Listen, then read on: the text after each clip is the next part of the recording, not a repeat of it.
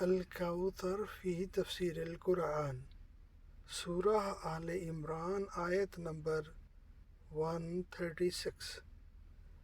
اعوذ باللہ من الشیطان الرجیم، بسم اللہ الرحمن الرحیم۔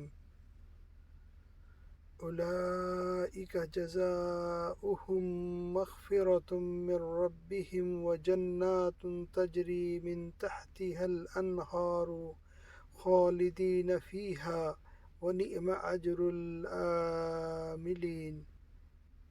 ایسے لوگوں کی جزا ان کے رب کی مغفرت اور باغات ہیں جن کے نیچے نہریں بہتی ہوں گی، جہاں وہ ہمیشہ رہیں گے، اور نیک عمل کرنے والوں کے لیے کیا ہی خوب جزا ہے۔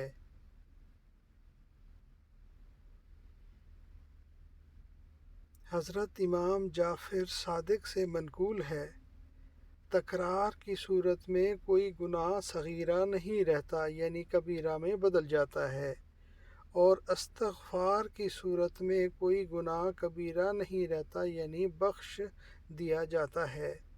حضرت امام جعفر صادق سے منقول ہے، جب یہ آیت نازل ہوئی تو ابلیس مکہ کی ایک پہاڑی پر چڑھ گیا جسے صور کہتے ہیں، اور اس نے اپنے عفریتوں کو بلایا۔ سب نے پوچھا، اے سردار، ہمیں کس لیے بلایا ہے؟ ابلیس نے کہا، یہ آیت نازل ہوئی ہے، بتاؤ اس کا علاج کس کے پاس ہے؟ ایک نے کہا، میں اس کا یہ علاج کروں گا۔ ابلیس نے قبول نہ کیا۔ دوسرے عفریت نے کوئی اور طریقہ بتایا، ابلیس نے اسے بھی رد کر دیا۔ آخر میں وسواس خناس نے کہا، میں انہیں وعدوں اور آرزوؤں میں مبتلا کر دوں گا تاکہ وہ گناہ میں ملوث ہو جائیں۔ جب وہ گناہوں میں ملوث ہو جائیں گے تو میں استغفار بھلوا دوں گا۔ ابلیس نے کہا، یہی طریقہ درست ہے۔ پھر قیامت تک یہ ذمہ داری اس کے سپرد ہو گئی۔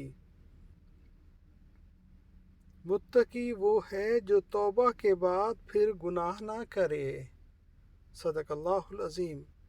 اللہم صلی علی محمد وعلی آل محمد کما صلیت علی ابراہیم وعلی آل ابراہیم انک حمید مجید۔